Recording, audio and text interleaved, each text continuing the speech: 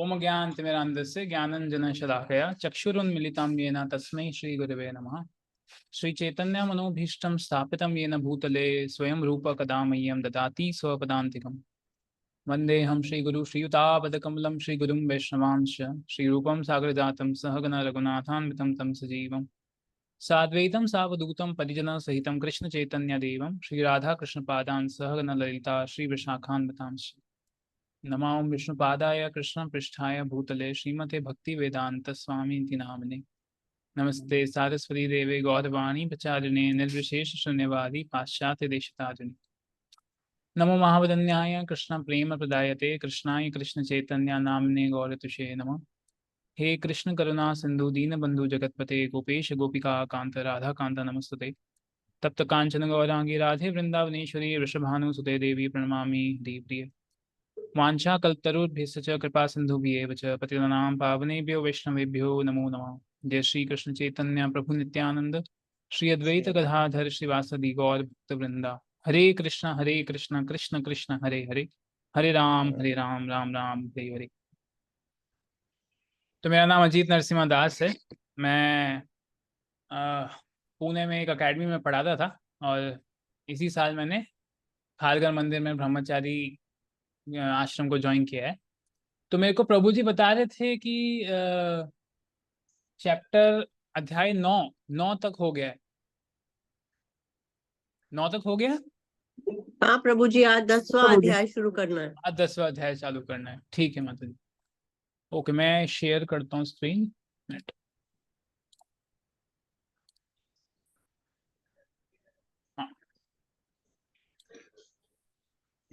तो 10वां अध्याय है श्री भगवान का ऐश्वर्य। तो सबसे पहले हमें देखना चाहिए कि जो अध्याय 9 था, अगर आप देखेंगे कि अध्याय 9 के अंत में, वैसे तो आपने अभी तक 9 चैप्टर्स तक 9 अध्याय तक आप लोग पढ़ चुके हैं, तो आप देखेंगे कि जो भगवत गीता है उसका जो डिवीजन कुछ इस प्रकार से है कि जो पहले 6 चैप्टर्स हैं, पहले 6 जो अध्याय हैं वो कर्म योग के बारे में बात कर रहे हैं।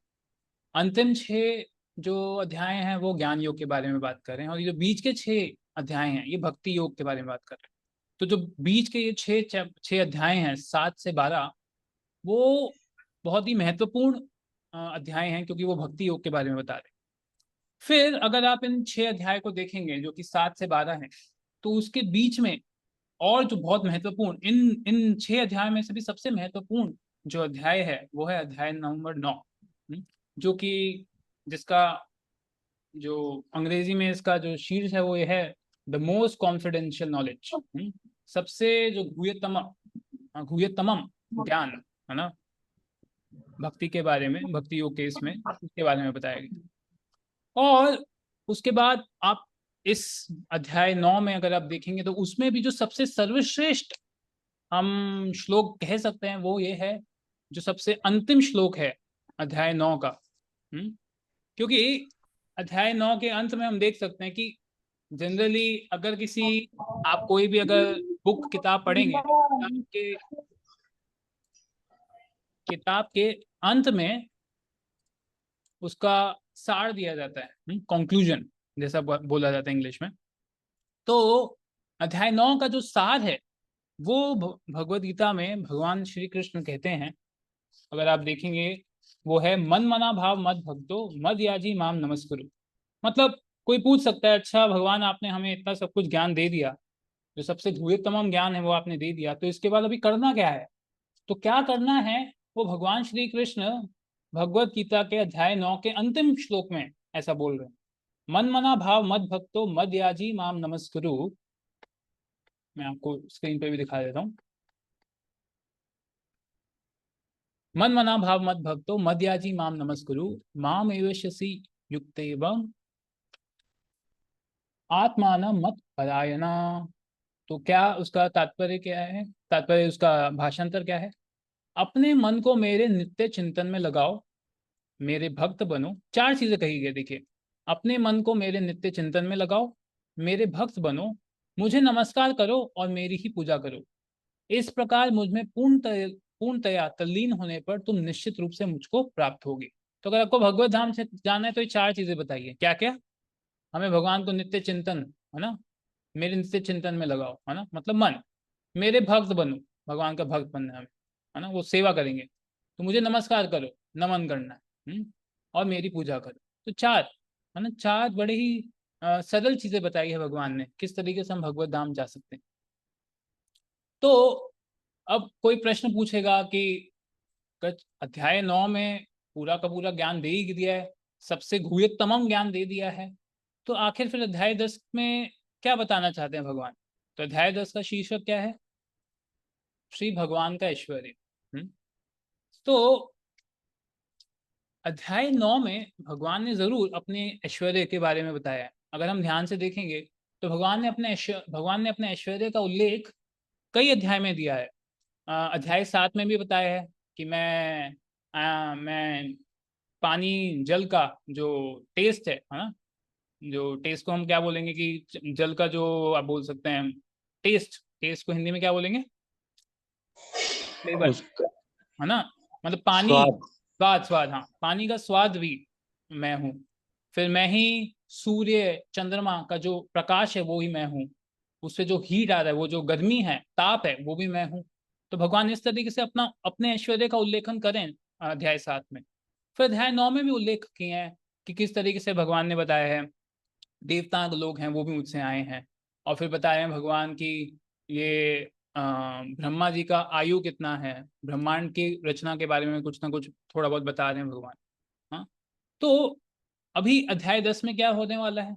तो अध्याय 10 में जो ऐश्वर्य भगवान ने अभी तक बताए हैं उसको और विस्तार में अध्याय 10 में बताने वाले हैं भगवान। तो अध्याय 10 में देखिए, अगर आप देखेंगे अध्याय 7 में भगवान ने जो अपना ऐश्वर्य बताए हैं तो उसको हम ये देख सकते हैं किस तरीके से भगवान पूरे संसार का सार है। अध्याय 9 में हम जो ऐश्वर्य देखते हैं उससे हम समझ सकते हैं कि किस तरीके से भगवान स्रोत हैं संसार के। और जो अध्याय 10 है, को म्यूट कर देते हैं। हाँ, और जो अध्याय 10 है उसमें क्या बताया गया है कि किस तरीके से हम इस संसार में, इस संसार में जो ऐश्वर्य हैं उन ऐश्वर्य को देखकर कैसे हम समझ सकते हैं, या कैसे वो उस ऐश्वर्य को देख के हमें प्रतीत हो सकता है कि ये भगवान का ऐश्वर्य है। ये अध्याय 10 में बताया गया। तो एक आप इस तरीके से समझ सकते हैं जैसे कि कोई व्यक्ति है, जैसे कि कोई क्रिकेटर है समझिए। तो अगर कोई क्रिकेटर है, हम जानते हैं कि बहुत फेमस क्रिकेटर है, वर्ल्ड कप में बहुत अच्छा जीता है ना, तो पर अगर सिर्फ इतना सा बोलेंगे तो हमें उसकी ख्याति ज़्यादा समझ में नहीं आएगी। पर अगर हम बोलें कि इसने क्या किया है, इसने एक बार मैच चल रहा था इंडिया का और लास्ट ओवर में 6 बॉल पे 6 छक्के मारे, तो उससे हमको उसकी ख्याति के बारे में और मतलब उसकी रिस्पेक्ट बढ़ जाती है, हमारी आदर बढ़ जाता है उसके लिए, सम्मान, हम उसको और सम्मान देते हैं। फिर हम कहते हैं कि वो ही व्यक्ति है जिसने आज तक 400 पार किया है ना, रन 400 से ऊपर बनाए हैं। तो उसकी ख्याति, अभी उसके बारे में हम और उसका ऐश्वर्य सुना, क्या उसके हमने, आप देख सकते हैं उसके बारे में और अच्छी चीजें सुनी, तो हमारे लिए उसके लिए आदर और सम्मान और बढ़ने लग गए। उसी तरीके से अध्याय 10 है, इसके अंदर भगवान अपने ऐश्वर्यों के बारे में और विस्तार से बताने वाले हैं अर्जुन को। ठीक है, तो ये, हाँ, तो फिर हम देख सकते हैं अध्याय 9 में जिस तरीके से भगवान बोलते हैं कि तुम अपना मन, अर्जुन को क्या बोलते हैं कि तुम अपना मन मेरे ऊपर लगाओ, है ना। और अध्याय 10 में किस तरीके से हम अपना, अब नेचुरल है अगर भगवान कृष्ण बोल रहे हैं अर्जुन को कि अध्याय 9 के अंत में कि अगर तुम अपना मन, है ना, मेरे ऊपर लगाओ, तो अध्याय 10 में बताया जाता है कि किस तरीके से अर्जुन तुम अपना मन मुझ में लगा सकते हो। फिर अध्याय 9 में क्या लिखा है, तुम मेरे शुद्ध भक्त बनो, तुम मेरे भक्त बनो। तो अध्याय 9 के अंत में ये बताया गया है। तो अध्याय 10 में क्या बताया जा रहा है कि किस तरीके से भगवान कृष्ण बोल रहे हैं, किस तरीके से तुम अपनी भक्ति और बढ़ा सकते हो मेरे प्रति, मेरे बारे में और सुन के। तो इस तरीके से ये अध्याय 9 और अध्याय 10 के बीच का आप वो देख सकते हैं, एक जोड़ है। तो इसके आगे अब हम अध्याय 10 का शीर्षक जो है श्री भगवान का ऐश्वर्य। तो सबसे पहले हम इसका विभाजन तो कई प्रकार से है, पर अभी जो हम आज देखते हैं कितना हो पाता है। अध्याय 10 का जो पहला विभाजन इस प्रकार है, श्लोक क्रमांक 1 से 7। श्लोक क्रमांक 1 से 7 का विभाजन किया गया है। हाँ, 8 से 11 चतुर्लोकी भागवत है, भागवत चतुर्लोकी भगवत गीता है, जो कि बहुत ही महत्वपूर्ण है, बहुत ही महत्वपूर्ण भाग है वो। और इससे पहले जो 1 से 7 है, उसके अंदर उसका शीर्ष कुछ इस तरीके से है कि किस तरीके से हम जाने कि कृष्णा कृष्णा को जानना मुश्किल है। कृष्णा को जानना मुश्किल है, और कैसे कृष्ण हर चीज का स्रोत है। तो इसके बारे में श्लोक क्रमांक 1 से 7 में व्याख्या की गई है। तो मैं सबसे पहले पहला श्लोक पढ़ना चाहूंगा। श्री भगवान उवाच भूय एव महाबाहो शृणु मे परमं वच यत्ते अहं प्रियमाणाय वक्ष्यामि हितकाम्यया। तो कोई भाषांतर पढ़ना चाहेंगे, अनुवाद पढ़ेंगे? हरे कृष्णा प्रभु जी, दंडवत प्रणाम। हाँ माता श्री जी। कृष्ण ने कहा, हे महाभव अर्जुन, और आगे सुनो। क्योंकि तुम मेरे प्रिय सखा हो, अतः मैं तुम्हारे लाभ के लिए ऐसा ज्ञान प्रदान करूंगा जो अभी तक मेरे द्वारा बताए गए ज्ञान से श्रेष्ठ होगा। जी जी, बस एक बार मैं थोड़ा तात्पर्य ये बता देता हूँ। तो ये अभी आप देखेंगे अर्जुन क्या बोले हैं, भगवान कृष्ण अर्जुन को क्या बोल रहे हैं, और आगे सुनो, है ना। तो जैसा कि मैं बता रहा था कि अध्याय 9 तक भगवान के ऐश्वर्य के बारे में एक चीज बताई गई है, पर और ज्यादा विस्तार में अध्याय 10 में भगवान के ऐश्वर्य के बारे में भगवान श्री कृष्ण अर्जुन को बताने वाले हैं। और क्यों बोल रहे हैं कि वापस सुनने के लिए? कि बोल रहे हैं कि भगवान का जो ऐश्वर्य है, भगवान को जानना असल में मुश्किल है, इसलिए वापस सुनो मेरे बारे में। क्योंकि भगवान को जानना आसान काम नहीं है। तो इसलिए अध्याय 10 में भगवान अपने व्यक्तित्व के बारे में, है ना, जो उसके बारे में और ज्ञान देने वाले हैं अर्जुन को, स्पेशली इस अध्याय 10 में। ओके, तो अभी तात्पर्य पढ़ेंगे हम। जी माता जी, आप कंटिन्यू कीजिए। हरे कृष्णा प्रभु जी। तात्पर्य तात्पर्य श्रील प्रभुपाद की जय। पराशर मुनि ने भगवान शब्द की व्याख्या इस प्रकार की है, जो पूर्ण रूप से सृष्टेश्वर, षड ऐश्वर्य, सॉरी प्रभु जी, षड ऐश्वर्य, षड ऐश्वर्य भगवान षट ऐश्वर्य, षट ऐश्वर्य, संपूर्ण शक्ति, संपूर्ण यश, संपूर्ण धन, संपूर्ण ज्ञान, संपूर्ण सौंदर्य तथा संपूर्ण त्याग से युक्त है, वे भगवान है। जब कृष्ण इस धराधाम में थे तो उन्होंने 6 ऐश्वर्यों का प्रदर्शन किया था। फलतः पराशर जैसे मुनियों ने कृष्ण को भगवान रूप में स्वीकार किया, और अब अर्जुन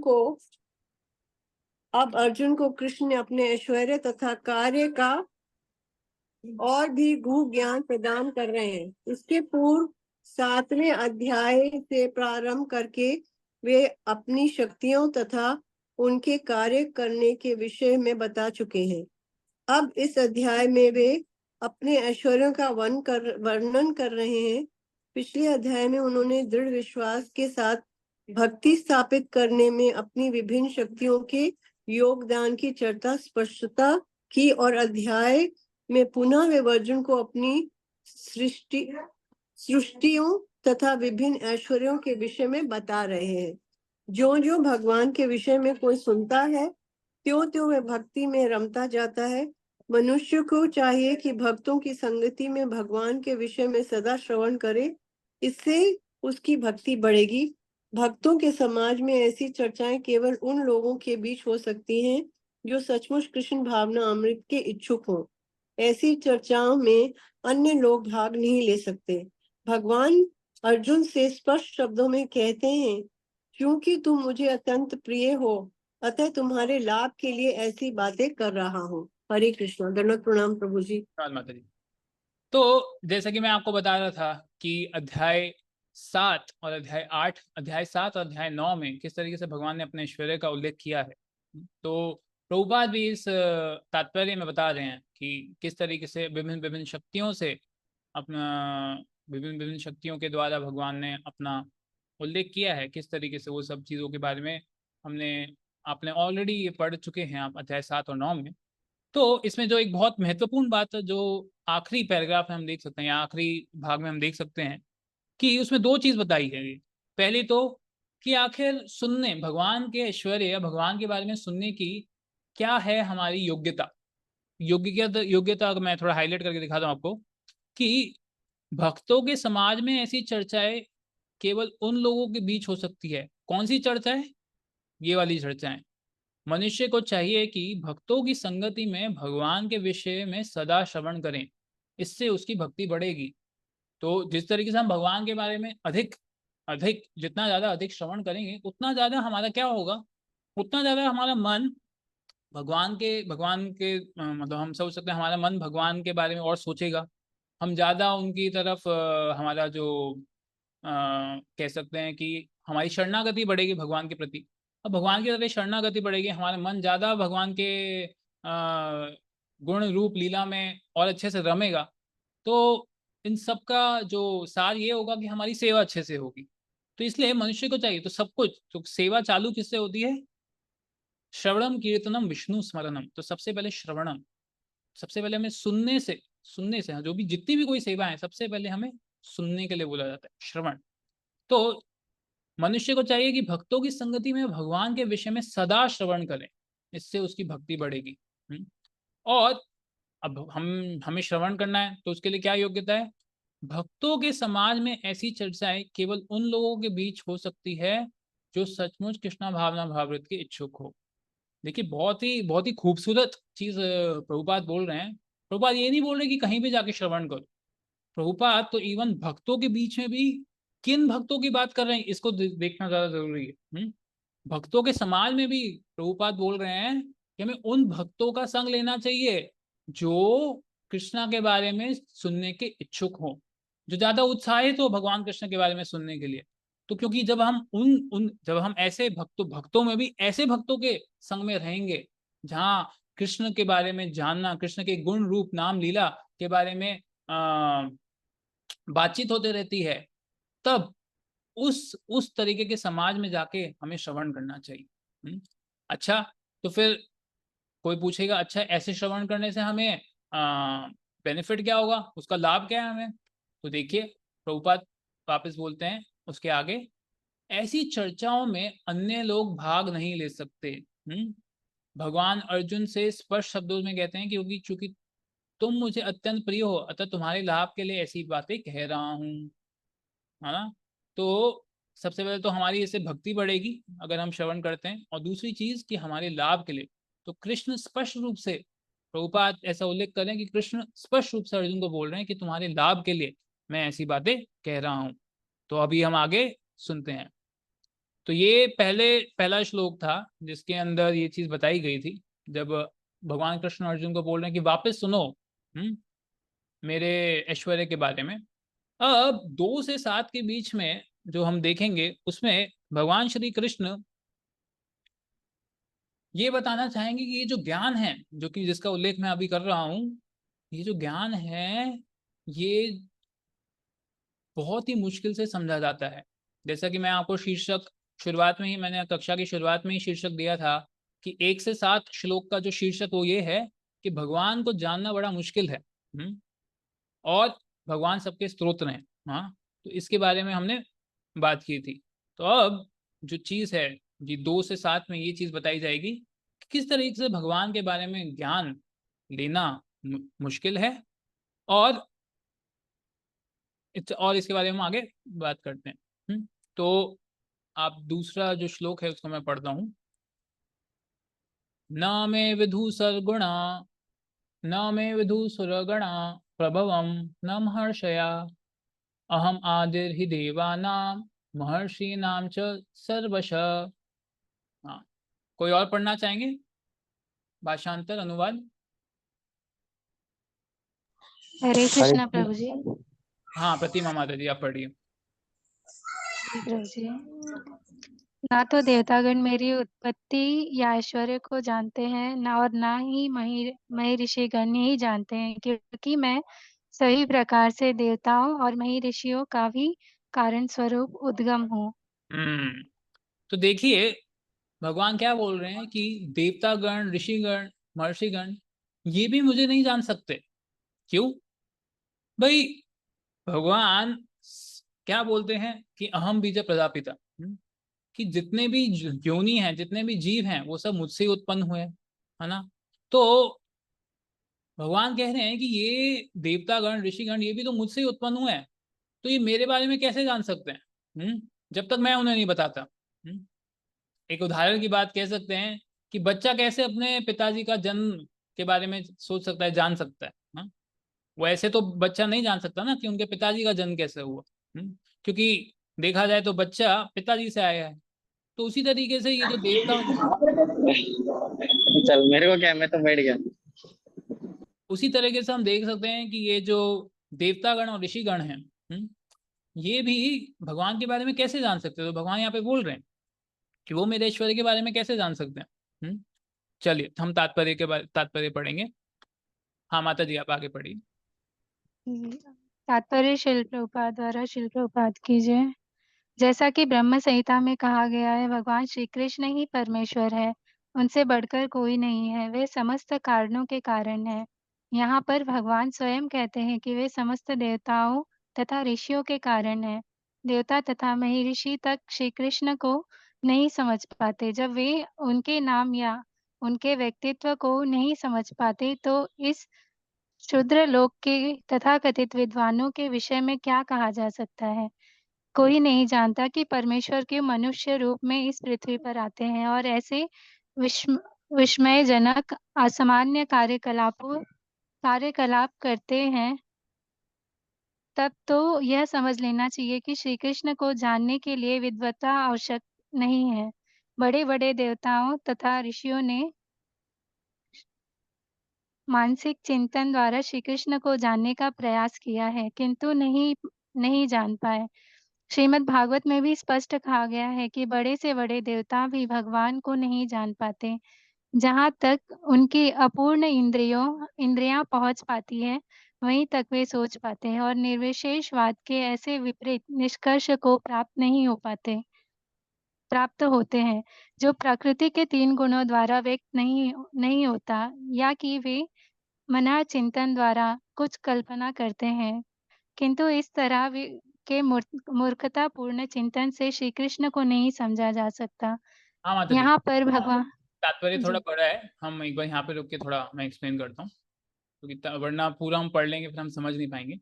तो देखिए यहाँ पे क्या बोला जा रहा है कि अगर देवता लोग, ऋषिगण अगर नहीं समझ सकते, तो ये यहाँ पे प्रभुपाद देखे क्या बोलते, तो इस शूद्र लोग के तथाकथित विद्वानों के विषयों में क्या कहा जा सकता है। ये शूद्र लोग के तथाकथित विद्वान यहाँ के जो इस संसार में जो ये वैज्ञानिक हैं, है ना, जो हम कह सकते हैं वैज्ञानिक हैं और बाकी सब लोग हैं। तो वैज्ञानिक तो हम देख सकते हैं वो तो जड़ पदार्थ के बारे में ही ज्यादा से ज्यादा ज्ञान इकट्ठा करने का प्रयास करते हैं। तो वो आत्मा के स्तर पर तो आ ही नहीं पाते, और परमात्मा श्री भगवान उनके पास तो वो पहुंच भी नहीं सकते। तो वो कैसे जान सकते हैं इस विषय के बारे में। अच्छा, फिर अभी प्रभुपाद जी बता भी रहे हैं कि किस तरीके से आप देखेंगे देवता लोग भी भगवान के बारे में नहीं जान पाते। बड़े बड़े देवताओं, जैसे हम देख सकते हैं कि देवताओं में सबसे आ, उच्च श्रेणी पे आते हैं ब्रह्मा जी। तो अगर आप देखेंगे कि ब्रह्मा जी आप देखेंगे तो ब्रह्मा जी कैसे, कोई बता सकते हैं उदाहरणवश कि किस तरीके से ब्रह्मा जी भी भगवान को नहीं समझ पाए थे। वैसे तो यहाँ वो पे कहा गया है कि ब्रह्म संहिता में कहा गया भगवान भगवान ब्रह्मा जी ने ब्रह्म संहिता लिखी है, उसमें वो मान रहे हैं भगवान कृष्ण ही परमेश्वर हैं। पर एक जगह आता है जब ब्रह्मा जी भी नहीं समझ पाते भगवान कहाँ से। ब्रह्म विमोहन लीला में ना प्रभु जी। धन्यवाद माता जी। तो ब्रह्मा विमोह लीला में हम देख सकते हैं कि ब्रह्मा जी जब देखते हैं कि अरे, अच्छा देखिए देवतागण और ब्रह्मा जी ये सब भी क्या देखते हैं, वो देखते हैं जब भगवान अपनी भगवत्ता को दिखाते हैं, जब वो गोलक को ये गोवर्धन पर्वत को उठा लेते हैं, या फिर जब 2 दिन की उम्र में जब उन्होंने पूतना का वध कर देते हैं, या जब वो अपने बाल जब वो बालक रूप में थे, किस तरह से कितने कितने राक्षसों का उन्होंने वध किया। तो वो सब चीज देख के अपनी भगवत्ता भी दिखाते हैं भगवान। पर उसके साथ साथ भगवान ऐसी लीलाएं भी करते हैं। देखिए अभी नीचे यहाँ पे से लिखा हुआ है कि श्रीमद, इधर देखिए, श्रीमद् भागवत में भी स्पष्ट कहा गया है कि बड़े से बड़े देवता भी भगवान को नहीं जान पाते। जहां तक अपनी उनकी अपूर्ण इंद्रिया पहुंच पाती है वहीं तक वो सोच पाते हैं। और निर्विशेषवादी को ऐसे हाँ ये सब बोला गया है। इधर एक मिनट के,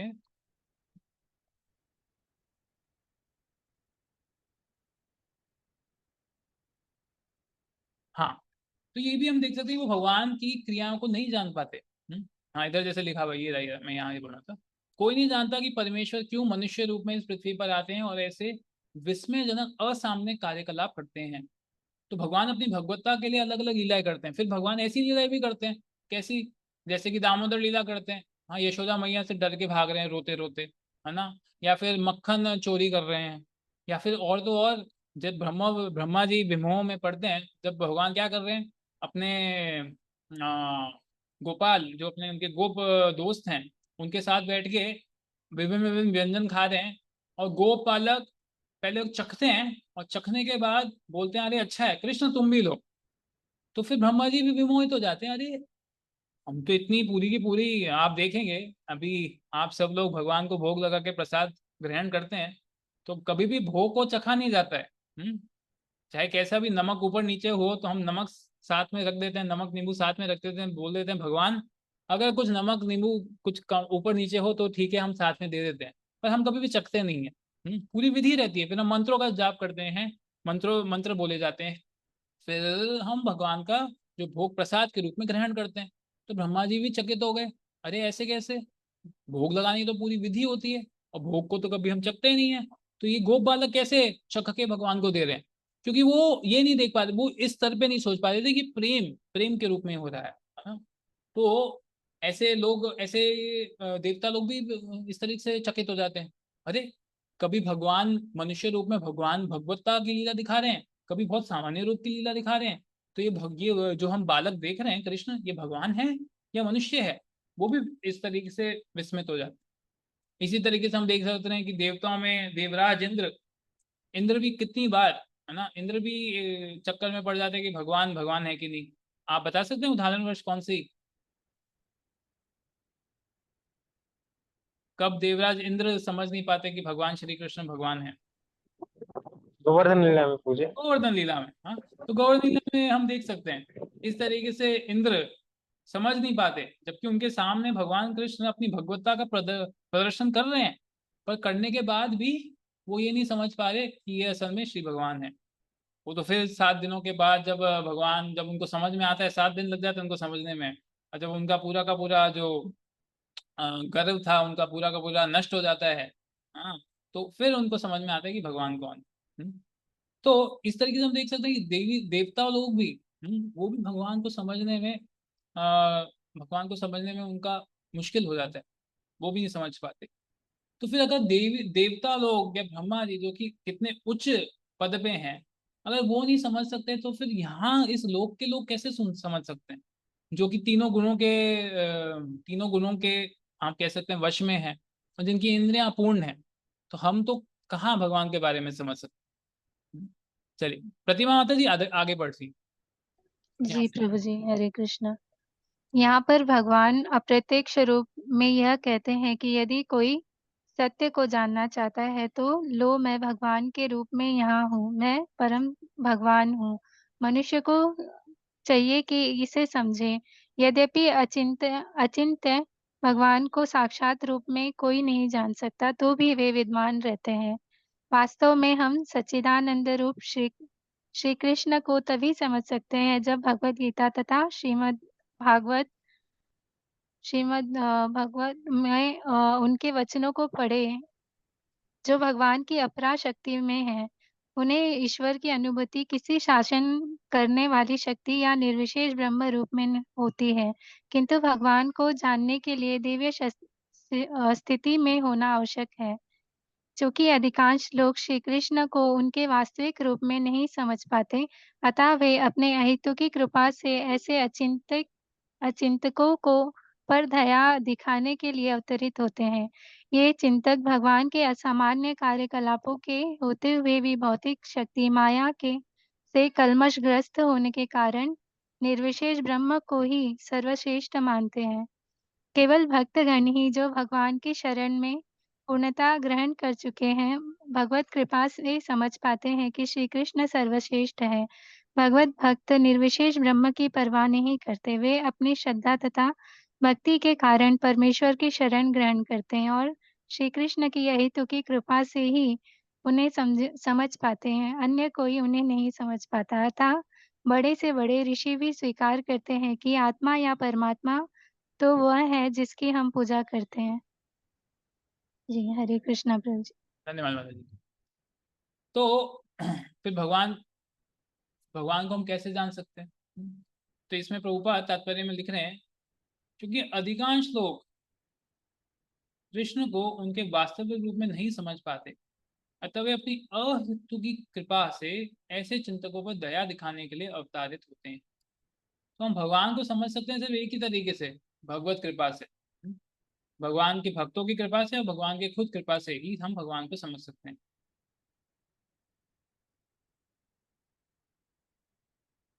हाँ, जैसे ये चीज बताई गई है कि क्या होता है जब लोग भगवान के ऐसे व्यक्तित्व रूप को समझ नहीं पाते कि भाई ये भगवान की, क्योंकि भगवान ऐसी ऐसी लीलाएं करते हैं जहाँ पे कुछ लीलाओं में वो अपना भगवत्ता दिखा रहे हैं, कुछ लीलाओं में वो बहुत सामान्य रूप से एक मनुष्य के रूप में अपना लीलाओं को दिखा रहे हैं। तो व्यक्ति व्यक्ति थोड़ा विस्मित हो जाता है कि आखिर भगवान कृष्ण ये भगवान है या नहीं है, ये मनुष्य है। तो भी सोचता है ये सब बहुत दिमाग वाला खेल है। मुझे हमें ऐसा लगता है भगवान, ये सब भगवान के बस लीला हैं, ये सभी भगवान की लीला हैं और बहुत साधारण लीला हैं जो ये भगवान दिखा रहे हैं, है ना। और भगवान असल में क्या है, निर्विशेष है, ब्रह्म। तो कई कई आध्यात्मिकवादी इस इस चीज पे आते हैं, इस कंक्लूजन क्या बोल सकते हैं, इस मत पे आ जाते हैं अंत में, क्योंकि वो भगवान के रूप को नहीं समझ सकते। वो अपनी अपनी बुद्धि के द्वारा, जो उनकी सीमित बुद्धि है, हाँ, जो उनकी बुद्धि जो कि अपूर्ण इंद्रियों से प्रभावित है, वो जब इस चीज से नहीं समझ पाते कि भगवान असल में कौन है, तो फिर वो भगवान को बोलते हैं भगवान को ये आकार नहीं, निर्विशेष कर दिया, है ना। तो बस खत्म, ये काम ही खत्म हो गया ना। निर्विशेष मतलब क्या है, कुछ नहीं है। क्या है, ब्रह्म ज्योति, व्हाइट लाइट, है ना, बस वो चीज है। तो इस तरीके से वो भगवान का रूप ही खत्म कर देते, है ना। तो अब अभी कंफ्यूजन नहीं है, अभी लीला जो भी चल रही है वो सब माया हो गए। तो ये जो हम देख सकते हैं, ये भगवान की तरफ अपराध है बेसिकली। और मायावादी इस असल में इस चीज का बहुत, इस चीज को ही, इस मत को जो हम कह सकते हैं, इस मत को मायावाद, अ, उनकी जो, वो इसी चीज को मानते हैं बेसिकली। तो अभी फिर प्रश्न आता है कि फिर हम क्या करें? हम भगवान को तो हम समझ नहीं सकते, और भगवान को समझने के लिए हमें क्या चाहिए? भगवत कृपा की आवश्यकता है। तो हमें दो चीज करनी है। क्या दो चीज करनी है? पहली चीज, हमें ज्ञान को, ना, हमें ज्ञान को धारण करना है। कौन से ज्ञान को? भगवान के द्वारा, भगवान के बारे में जो ज्ञान है उसको हमें धारण करना है। तो फिर हम इस ज्ञान को कहाँ से सुनेंगे? भगवद गीता, श्रीमद् भागवतम, गुरु शिष्य परंपरा, है ना। तो इसके माध्यम से हमें भगवान श्री कृष्ण का ज्ञान पहले सुनना है, समझना है। फिर जब हम ये चीज समझेंगे, फिर अभी एक तो क्या हुआ, हमने सुन लिया, तो सुनने का क्या लाभ है वो हमने पिछले श्लोक में ही देखा है कि सुनने से क्या होगा, हमारी भक्ति बढ़ेगी, हमें भगवान के बारे में हमारा चिंतन बढ़ेगा भगवान के ऊपर। फिर ये तो हमने ज्ञान धारण कर लिया, अब दूसरी चीज क्या करनी है? दूसरी चीज है हमें भगवान की कृपा की मांग करनी है, उनसे प्रार्थना करिए कि हे भगवान, कि आप ये जो ज्ञान हमें, जो हमने पढ़ लिया, हम जो ज्ञान धारण करने का प्रयास कर रहे हैं, इस ज्ञान को हम समझे कैसे, उसके लिए आपकी कृपा की बहुत आवश्यकता है। तो हमें भगवान से प्रार्थना करनी चाहिए कि भगवान, कि आप हम पर कृपा करें। आप हम पर, और कृपा कैसे? ध्यानपूर्वक जप करके। हम ध्यानपूर्वक जप करेंगे, भगवान से कृपा की याचना करेंगे, तो तो फिर क्या होगा, फिर हमारा मन ज़्यादा से ज़्यादा भगवान कृष्ण में लगेगा, हमारी शरणागति बढ़ेगी भगवान कृष्ण के प्रति, और शरणागति बढ़ेगी तो हम और अच्छे से भगवान की सेवा कर पाएंगे। तो ये चीज़ है जो हमें समझनी चाहिए। ठीक है। अच्छा अच्छा, किसी का प्रश्न है अभी यहाँ तक कोई, तात्पर्य से या कहीं से?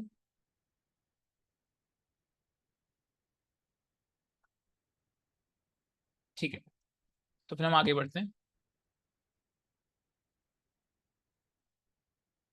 तो अब भगवान कृष्ण ज्ञान देंगे अपने असली असली जो उनकी पकड़ थी उनके बारे में ज्ञान देने वाले, असली उनका जो हम बात कर रहे थे उनके व्यक्तित्व के बारे में, वो इसके बारे में भगवान कृष्ण अभी इस श्लोक क्रमांक 3 में बोलने वाले। यो माम अजम अनादिम च वेत्ति लोक महेश्वरम असमूढ़ समर्थ्येषु सर्व पापै प्रमुच्यते। कोई पढ़ना चाहेंगे? हरे कृष्ण प्रभु जी।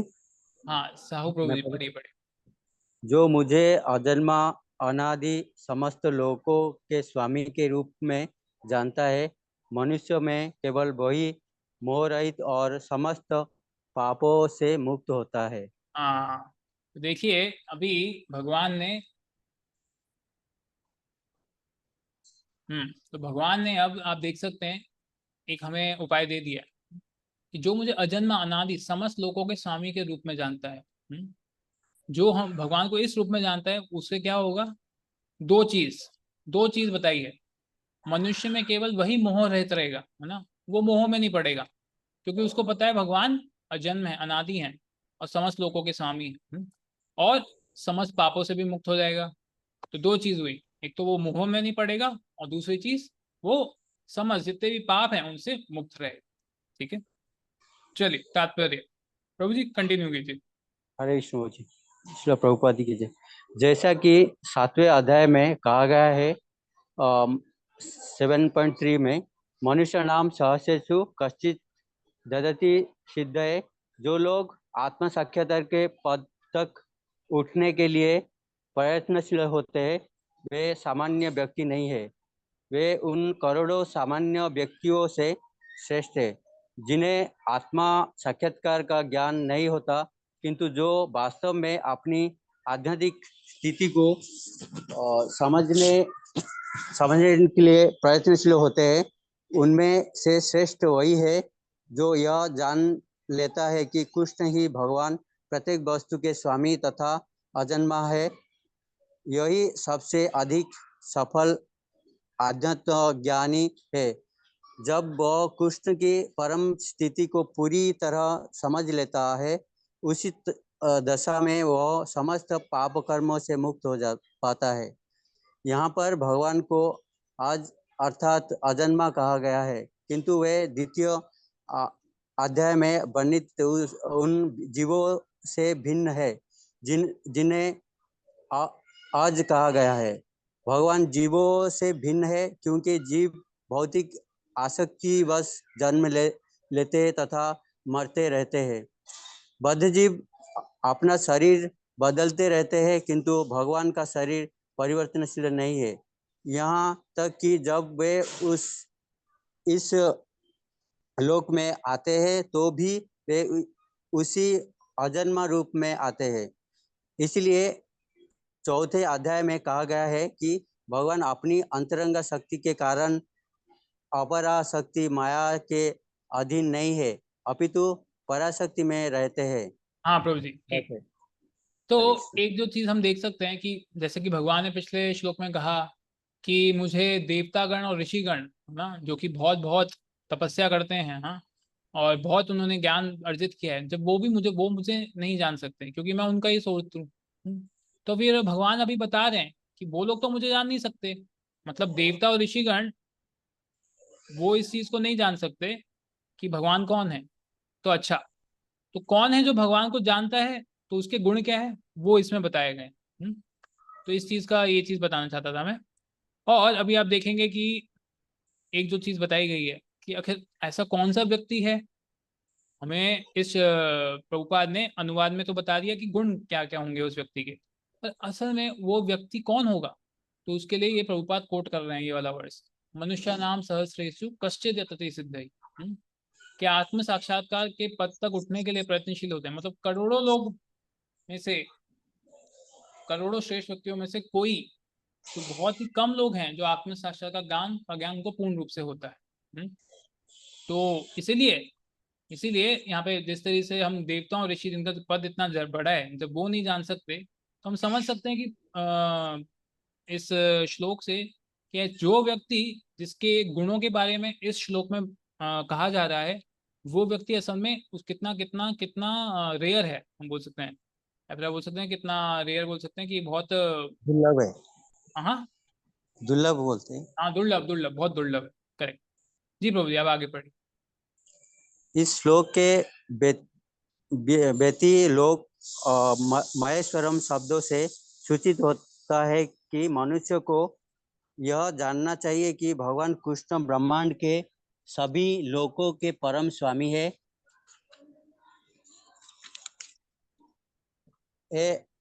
वे सृष्टि के पूर्व थे और अपनी सृष्टि से भिन्न है। सारे देवता इसी भौतिक जगत में उत्पन्न हुए, किंतु कृष्ण अजन्मा है। फलतः वे ब्रह्मा तथा शिव जी जैसे बड़े बड़े देवताओं से भी भिन्न है, और चूंकि वे ब्रह्मा, शिव तथा अन्य समस्त देवताओं के सृष्टा है, अतः वे समस्त लोकों के परम पुरुष है। अतएव श्री कृष्ण उस हर वस्तु से भिन्न है जिसकी सृष्टि हुई है, और जो उन्हें इस रूप में जान लेता है वह तुरंत ही सारे पाप कर्म से मुक्त हो जाता है। परमेश्वर का ज्ञान प्राप्त करने के लिए मनुष्य को समस्त पाप कर्म से मुक्त होना चाहिए। जैसा कि भगवत गीता में कहा गया है कि उन्हें केवल भक्ति के द्वारा जाना जा सकता है, किसी अन्य साधन से नहीं। मनुष्य को चाहिए कि कृष्ण को सामान्य मनुष्य ना समझे। जैसा कि पहले कहा जा चुका है, केवल मूर्ख व्यक्ति ही उन्हें मनुष्य मानता है। इसे यहाँ भिन्न प्रकार से कहा गया है। जो व्यक्ति मूर्ख नहीं है, जो भगवान के स्वरूप को ठीक से समझ सकता है, वह समस्त पापोक्रम से मुक्त है। हाँ प्रभु जी, यदि कृष्ण बस एक बार। हाँ, तो अभी आप देखेंगे कि इसमें जो बताया जा रहा है कि भगवान शिव जी, ब्रह्मा, बाकी सब देवताओं के भी क्या है, इधर देखिए क्या क्या बोला जा रहा है कि फलतः वे ब्रह्मा तथा शिव जी जैसे बड़े बड़े देवताओं से भी भिन्न हैं, और चूंकि वे ब्रह्मा, शिव तथा अन्य समस्त देवताओं के सृष्टा हैं, अतः वे समस्त लोगों के परम पुरुष हैं। अच्छा, आप देखेंगे 10 नाम अपराध में से दूसरा नाम अपराध क्या होता है, कोई बता सकता है? शिव, ब्रह्मा आदि देवों को भगवान के साथ समान करना और उससे स्वतंत्र समझना वो हाँ, अपराध है। तो ना तो हम देवताओं लोगों को भगवान के स्तर पे छोड़ सकते हैं, ब्रह्मा जी, शिव जी को हम भगवान के स्तर पे भी नहीं बोल सकते, और ये भी नहीं बोल सकते कि वो उनसे अलग हैं। क्यों? क्योंकि वो उनकी ही सोच रहे हैं, भगवान के द्वारा ही आए हैं वो।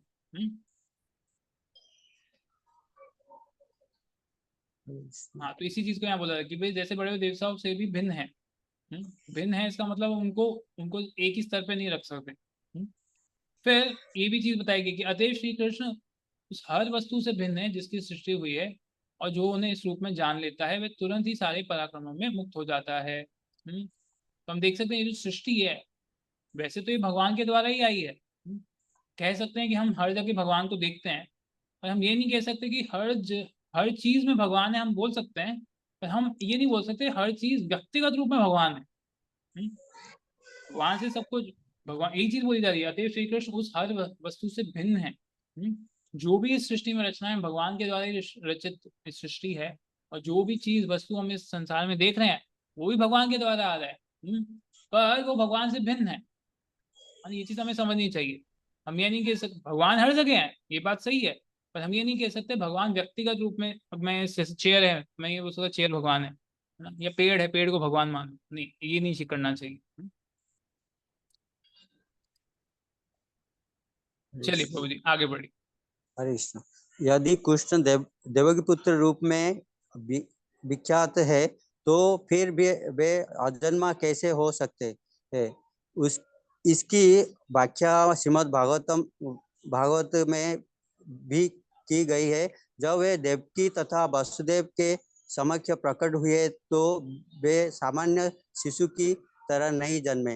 वे अपने आदि रूप में प्रकट हुए और फिर एक सामान्य शिशु में परिणत हो गए। कृष्ण की अध्यक्षता में जो भी कर्म किया जाता है वह दिव्य है, वह शुभ या अशुभ फलों से दूषित नहीं होता।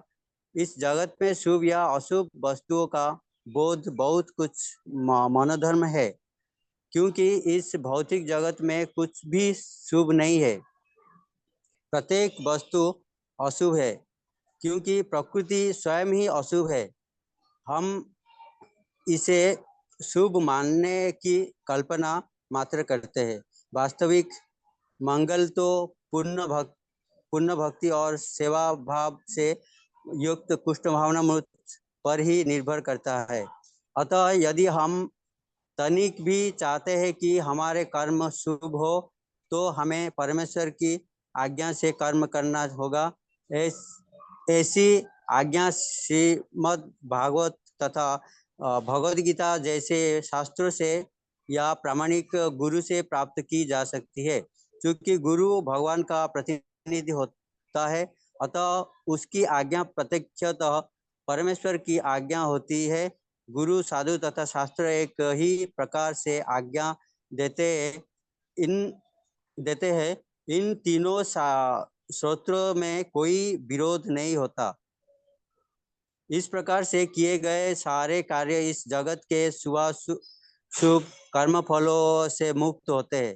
कर्म संपन्न करते हुए भक्त की दिव्य मनोवृत्ति वैराग्य की होती है, जिससे संन्यास कहते हैं।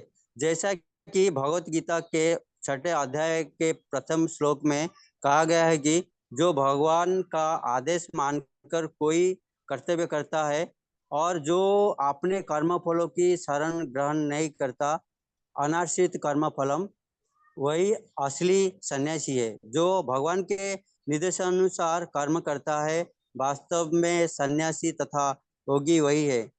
केवल सन्यासी या सद्म योगी के बेस में रहने वाला व्यक्ति नहीं।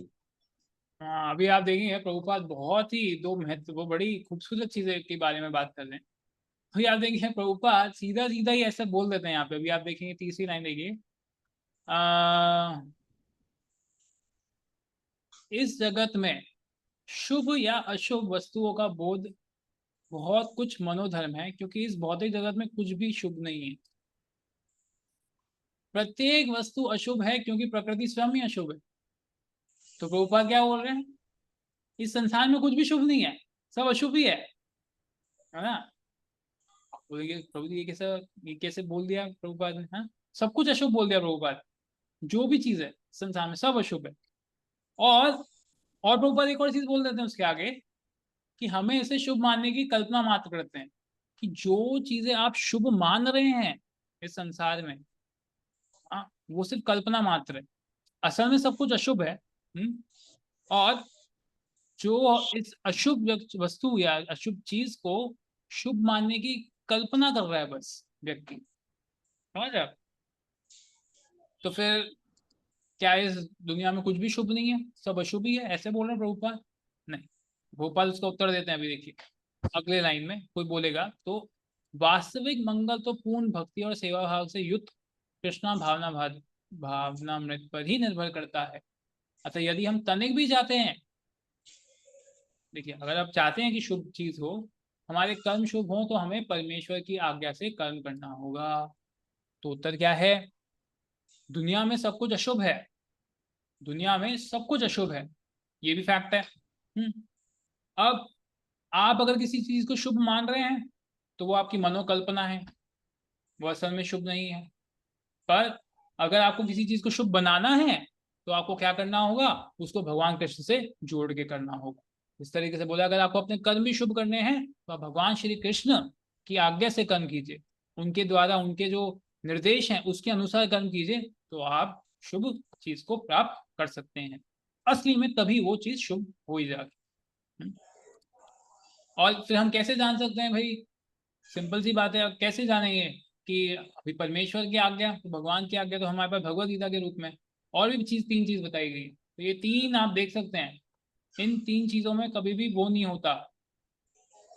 ये बताया जा रहा है इधर, गुरु साधु तथा शास्त्र एक ही प्रकार से आज्ञा देते हैं। ये बहुत बहुत महत्वपूर्ण चीज है। आप कोई भी आध्यात्मिक ज्ञान अगर सुन रहे हैं, तो भगवान की आज्ञा से करना है, ये चीज समझ गए हमें, भगवान की आज्ञा से कर्म करना होगा तो हमारे कर्म शुभ होंगे। पर असल में भगवान की आज्ञा हमें कैसे समझ में आएगी? वो तीन तरीके से हम भगवान की आज्ञा समझ में आएगी। पहला कैसे? गुरु से, है ना, क्योंकि गुरु भगवान के प्रतिनिधि हैं। दूसरा साधु, साधु के द्वारा, अन्य वैष्णव। तीसरा शास्त्र। तो गुरु साधु शास्त्र, ये तीनों एक आप बोल सकते हैं त्रिकोण, ट्रायंगल को कुछ, ट्रायंगल को क्या बोलते हैं, त्रिकोण कुछ बोलते हैं ना, त्रिकोण, है ना, त्रिकोण। तो ऐसे समझ सकते हैं।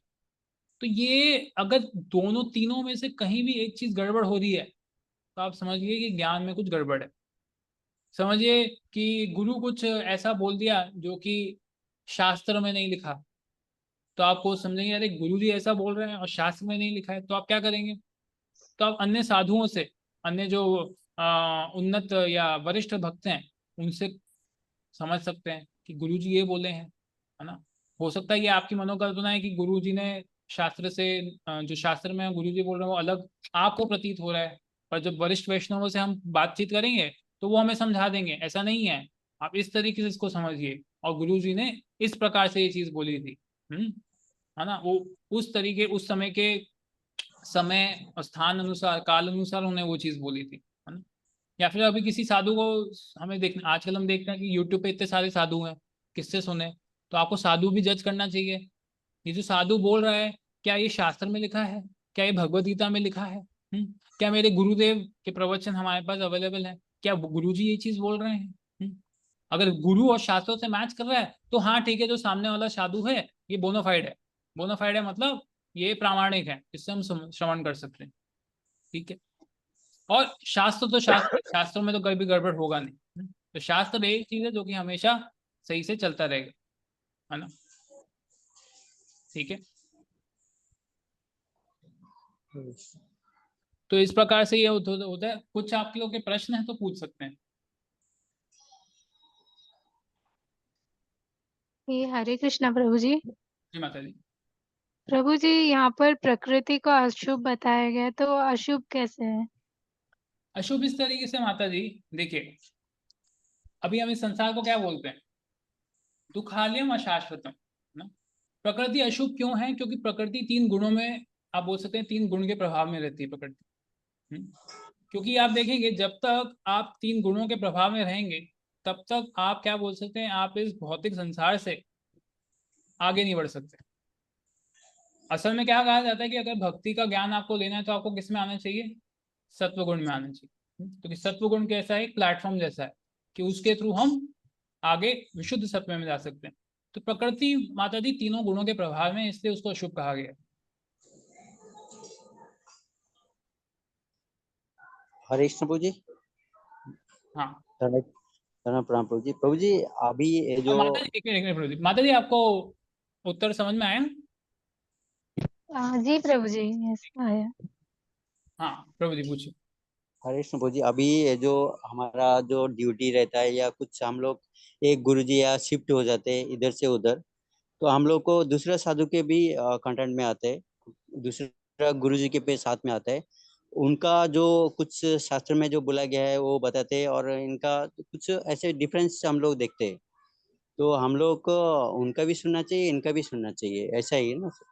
देखिए, आप जिन जो गुरु और साधु की बात कर रहे हैं, सबसे पहले हमें ये देखना चाहिए कि इस्कॉन संस्था में हमारे शिक्षा के जो सबसे मूल गुरु हैं वो हैं श्रील प्रभुपाद। तो हम किसी भी गुरु या साधु से श्रवण कर रहे हैं, तो अगर वो प्रभुपाद की जो शिक्षाएं हैं उसको प्रामाणिक रूप से, सही रूप से कुछ अपना नहीं जोड़ रहे हैं, सही रूप से वो दे रहे हैं, तो फिर ठीक है। नहीं तो फिर वो गुरु, जो भी हम गुरु और साधु से सुन रहे हैं, तो उसमें अभाव हो सकता है। वो अभाव इसलिए आएगा अगर वो प्रभुपाद की, हमें ये चीज देखेंगे कि प्रभुपाद की शिक्षाओं से वो इधर उधर नहीं हो रहे। ऐसा हो सकता है। नहीं और वही तो। ये चीज रिकमेंडेड है, वैसे तो मैं आप सबको रिकमेंड करूंगा कि हमें, अगर हम किसी एक साधु एक गुरु से सुन रहे हैं तो हमें कोशिश करनी चाहिए कि हमें वैरायटी नहीं ढूंढनी चाहिए, एक ही इंसान से निरंतर श्रवण करना चाहिए। समझिए आपको एक प्रामाणिक गुरु मिल गया है ना, अगर आपकी दीक्षा हुई है तब तो आपको प्रामाणिक गुरु मिला ही है, और अगर दीक्षा नहीं हुई है पर आप किसी प्रामाणिक गुरु से एस्पायर कर रहे हैं, है ना, इच्छा है भिक्षुक के, तो आप सिर्फ उन्हीं से ही सुनते जाइए। एक ही साधु से सुनते रहेंगे ना तो आपका जो फिलॉसफी है ना वो एकदम सही रहेगा। नहीं तो क्या होगा, अगर विचित्र लोगों से सुनोगे तो हम यही सोचते रहेंगे, अरे उन्होंने ये बोला, ये उन्होंने ये बोला, तो फिर हम ही कंफ्यूजन में पड़ जाएंगे। तो बेटर है कि एक ही साधु, अभी यूट्यूब पे इतना मत जाइए, यूट्यूब पे क्या है, इतने सारे प्रवचन हैं कि हम कंफ्यूज रहेंगे। अगर आपको यूट्यूब पे जाना है तो यूट्यूब पे जाइए, तो एक प्रामाणिक एक ही गुरु या एक ही साधु इससे आप निरंतर सुनते हैं उनके ही प्रवचन सुनिए यूट्यूब, है ना। हाँ प्रभु हाँ जी, प्रभु मेरे जी। मेरे प्रश्न का उत्तर मिला आपको? हाँ प्रभु जी, लेकिन हम लोग जानबूझ के नहीं, सपोज अभी मैं कामाटे में रहता था, बाद में मैं कल्याण शिफ्ट हो गया, तो हम्म। उधर का जो शिक्षा गुरु थे उधर से मैं कांटेक्ट नहीं हो पा रहा हूँ, यहाँ पे मेरा जो है शिक्षा गुरु, मैं यहाँ पे कांटेक्ट करता हूँ, ऐसा है मीन्स अच्छा। सिचुएशन के सकते। हाँ सिचुएशन, हाँ हो सकता है, इसमें कोई प्रॉब्लम नहीं। तो शिक्षा मैं गुरु हो अब सकता है, आप जैसे सेंटर में हो वहाँ पे कोई अलग शिक्षा गुरु है, पर कई बार अगर हमें वहाँ से अगर कोई शिक्षा गुरु से आप सुन रहे हैं तो आपको अपने जो जिनसे आप जुड़े हैं लंबे समय से, तो उनसे थोड़ा सा रेफरेंस ले लेना चाहिए, है ना, थोड़ा उनसे बात कर लेना चाहिए इसके लिए। Okay, Hare Krishna Prabhu, thank you. And then- Hare Krishna Prabhuji, Dandavat Pranam, Pranam to all Vaishnavas and Vaishnavis. I am very new to this bhakti line. Mein. So, sir, Prabhuji, I'm just asking, when I look for a spiritual master, how do I understand that this is the ideal master? Like, I was reading somewhere when the teachings of the spiritual master aligns with the scriptures, then I can take that, ठीक है, scripture के साथ masters का teachings are same, so he is ideal. But for a neophyte like us, how will I understand that he is my real spiritual master? This is one. And the second thing, you are just telling that if there is some disunity among what the spiritual master is telling, I take the opinions of other sadhus and the scriptures. But मेरा question है, ऐसा नहीं लगता है कि if I see that there the thing what he is teaching and scripture में something else is there, my faith will be reducing little bit from my spiritual master? Hare Krishna Prabhuji. नहीं बात, पहले आपने प्रश्न पूछा कि मुझे कैसे पता चलेगा कि मैं यही मेरे गुरु हैं, है ना। तो सबसे पहले शुरुआत के जब हम न्यूफाइट जैसे आपने बोला, तो हम कनिष्ठ स्तर पे हैं, तो हम अलग अलग गुरु से सुन सकते हैं तब। तो आप सुनिए अलग अलग गुरु से और समझिए कि किन से आपका मूड थोड़ा मैच हो रहा है, हाँ, किन से आपका थोड़ा क्या बोलते हैं, आप जो सुन रहे हैं और आपको, है ना, आप इंस्पायर हो रहे हैं जिनसे भक्ति, हाँ, कौन गुरु आपको भक्ति में और प्रेरणा दे रहे हैं आगे बढ़ने की, है ना, आपको और इंस्पिरेशन मिल रहा है जिनसे। तो पहले हम ऐसा, पहले हम सोच सकते हैं अलग अलग गुरु हैं इस्कॉन में, जैसे कई सारे गुरु हैं, तो इस तरीके से हम उनका प्रवचन सुन सकते हैं। पर एक चीज और भी आपको देखनी चाहिए कि अगर आपको समझना है कि अगर आप समझिए कि किसी ऐसे गुरु से प्रवचन सुन रहे हैं जो कि अमेरिका में प्रचार करते हैं और भारत में सिर्फ 2 बार ही आते हैं या 1 बार आते हैं, तो अगर आप उनसे दीक्षा लेंगे तो क्या होगा, आपको गुरु का संग बहुत कम मिलेगा, या गुरु के वरिष्ठ शिष्यों का भी संग नहीं मिल पाएगा, ऐसा हो सकता है। तो थोड़ा हमें ये भी देखना चाहिए कि हम जिस स्थान में हैं उसके अनुसार, है ना, वहाँ पे कौन कौन गुरु कई बार आते रहते हैं या उनके वरिष्ठ शिष्य हैं, उनका संग मिलता है। और जो दूसरा आपने बोला कि कभी आप किसी गुरु से सुन रहे हैं और क्या हुआ कि शास्त्र और गुरु में आपको थोड़ा भेद लग रहा है, तो हो सकता है हम उस स्तर पे हों कि हम समझ नहीं पा रहे कि गुरु का जो वाक्य है और शास्त्र में जो लिखा है उसमें अगर हमको डिफरेंस दिख रहा है, तो हो सकता है हमारा उतना स्तर नहीं है कि हम उसको समझ पा रहे हैं। हो सकता है गुरु यही चीज बोल रहे हो, तो हम हमेशा वरिष्ठ, जो हम वरिष्ठ हैं, जो हमें भक्ति में लाए हैं, और जो वरिष्ठ साधु लोग हैं, उनसे हम हमेशा सलाह ले सकते हैं। आप पूछ सकते हैं कि मुझे ऐसा ये भेद दिख रहा है, तो आप मेरा कृपया करके आप तो ये थोड़ा मेरे को बताइए किस तरीके इस डिफरेंस को कैसे हम रिजॉल्व कर सकते हैं, है ना? तो ये डिस्कशन हमेशा हो सकता है, क्योंकि देखिए आध्यात्मिक ज्ञान को देखने के कई सारे एंगल्स हैं। तो डेफिनेटली सीनियर डिवोटीज को कंसल्ट कीजिए, हमेशा ही ऐसी प्रगति हो जाती। थैंक यू प्रभु जी। हरे कृष्ण। और किसी का कोई प्रश्न है?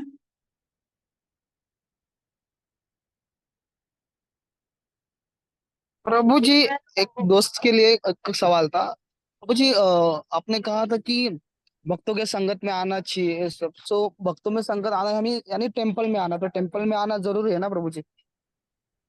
देखिए, भक्तों का संग दो तरीके से आप ले सकते हैं। जिस तरीके से गुरु का भी संग लेते हैं हम, हाँ, गुरु के हम दो तरीके से संग लेते हैं, वपु से, वाणी से, है ना। उसी तरीके से भक्तों का संग भी दो तरीके से लिया जा सकता है। तो डेफिनेटली टेम्पल तो आना चाहिए। टेम्पल आके आपको पॉजिटिव वाइब्रेशन फील होगी, भक्तों का संग मिलेगा, टेम्पल तो आना चाहिए। बाकी गृहस्थों के लिए बोला है कि कम से कम हफ्ते में एक बार, गुरु महाराज परम पूज्य गोपाल कृष्ण गोस्वामी महाराज तो ये कहते थे, गृहस्थों के लिए कम से कम संडे को तो आना ही चाहिए मंदिर, एक दिन तो आना ही चाहिए मंदिर, है ना, पूरा मॉर्निंग प्रोग्राम अटेंड करने के लिए। तो तब तो भक्तों का संग मिलना चाहिए। पर जब आप समझिए आपका वर्किंग डेज चल रहे हैं, तब आप भक्तों का संग नहीं ले पा रहे मंदिर आके, तो आप, आजकल तो बहुत सारे चीज़ हो गई हैं, अभी कोरोना की वजह से टेक्नोलॉजी तो बहुत बढ़ गई है, आप जूम पे, वीडियो कॉल, ये सब पे आप भक्तों का संग ले सकते हैं, है ना। प्रभु जी, प्रभु जी, प्रभु जी, और एक दोस्त के लिए और एक सवाल है। मतलब मेरे दोस्त बहुत अच्छे भक्त थे पहले, अभी उनका कुछ रिस्पॉन्सिबिलिटी की वजह से भक्ति छूट गई, तो वो वापस आना चाहते हैं। तो जपा उनसे नहीं हो रहा है। सो जपा करना क्यों जरूरी है, जरा बता देंगे आप तो अच्छा रहता। मतलब वो भी है क्लास में फिलहाल। जपा जपा का करना क्यों जरूरी? हाँ, जपा करना क्यों जरूरी है? अभी मैं तो बोल के उनको ये हो गया, बट वो भक्ति में आगे आना चाहते हैं, तो जपा उनसे नहीं हो रहा है, तो जपा करना क्यों जरूरी है? हाँ, मैं समझ। देखिए, जब प्रभुपाद ने बोला है कि हमारा आध्यात्मिक उन्नति 90%, है ना, 90% हमारे जप पे निर्भर होता है। तो सिर्फ हम भक्तों का संग अच्छा, हम सब लोग, क्वेश्चन आता है अभी सबसे बड़ी चीज, हम ये सब कर क्यों रहे हैं? हम शास्त्रों को क्यों पढ़ रहे हैं, गुरु से क्यों सुन रहे हैं, हम भक्तों का संग क्यों ले रहे हैं? ये सब चीजें इसलिए ले रहे हैं, इसलिए कर रहे हैं, जिससे हमें भगवान का चिंतन बढ़े, भगवान का स्मरण बढ़े, है ना। अभी भगवान का चिंतन, भगवान का स्मरण कैसे बढ़ेगा? जब हम भगवान की शिक्षा, हम्म, भगवान की शिक्षा लेके भगवान का नाम करेंगे। तो जितना ज्यादा हम भगवान का नाम करेंगे, तब जाके हमें भगवान का स्मरण होगा। अभी तो हमारी ऐसी स्थिति है कि हम भगवान का नाम लेते हैं, तब भी उनका स्मरण नहीं होता है। तो हमें बहुत लंबा जाना है। मैं अपनी बात भी कर रहा हूँ, मैं ऐसा नहीं कह रहा कि आप लोगों की स्थिति, मेरी स्थिति भी ऐसी है कि भगवान का नाम लेके भगवान का स्मरण नहीं होता है। तो हमें अभी उस स्थिति में आना है, भगवान का नाम निरंतर हम जब लेंगे, है ना। और ये तो आचार्य हमारी सब चैतन्य महाप्रभु ने भी यही शिक्षा दी है शिष्टाश्रम में, चेतो दर्पण मार्जनम, हाँ? क्योंकि हम भगवान को तब तक प्रतीत, भगवान को हम इस भौतिक, हम जो आध्यात्मिक ज्ञान है, इसको समझने के लिए हमारा अभी क्या है, दिल मैला है। हम्म? काम, क्रोध, लोभ, मद, मत्सर्य, है ना, मोह, तो 6 अनर्थ बैठे हैं हमारे हृदय में। तो जब तक ये 6 हृदय से 6 अनर्थ नहीं हटेंगे, तब तक हम क्या है, हमारी पाप करने की जो इच्छा है या टेंडेंसी है, या क्या बोल सकते हैं, वो चीज रहेगी हमारे अंदर, पाप करने की प्रवृत्ति। तो उसको नष्ट करने के लिए भगवान का नाम लेना बहुत जरूरी है। ये सब चीजें इतनी आसानी से नहीं जा सकती। तो पहला श्लोक शिष्टाश्रम का यही बोलता है, चेतो दर्पण मार्जन, चेतो दर्पण मार्जन, है ना। हमारे जो चेतना है, शीशे कहते हैं, उसको साफ करने के लिए भगवान का नाम लेना बहुत जरूरी। ठीक है प्रभु जी। ठीक है प्रभु जी, थैंक यू, बहुत बहुत धन्यवाद प्रभु जी। और किसी का कोई प्रश्न है? हरे कृष्ण प्रभु जी। हाँ जी प्रभु जी। प्रभु जी, ये तो आउट ऑफ सिलेबस है, लेकिन क्या ना प्रभु जी, ये जो अभी दुष्ट लोग ने हमारा मंदिर वगैरह कुछ ऐसे जला फला दिए, तो उनके बारे में जो हमारे अंदर जो ये इमोशन है, ये सब आ जाता है, तो इसको भी कंट्रोल वही चैटिंग से ही करना चाहिए या और कुछ? देखिए आप, मैं देखिए इस, डेफिनेटली आप ये बोल रहे आउट ऑफ सिलेबस, और ये अभी आजकल का जो सर्कमस्टेंस है, तो मैं शायद इस चीज को ठीक से उस स्तर पे ना हूँ बोलने के लिए।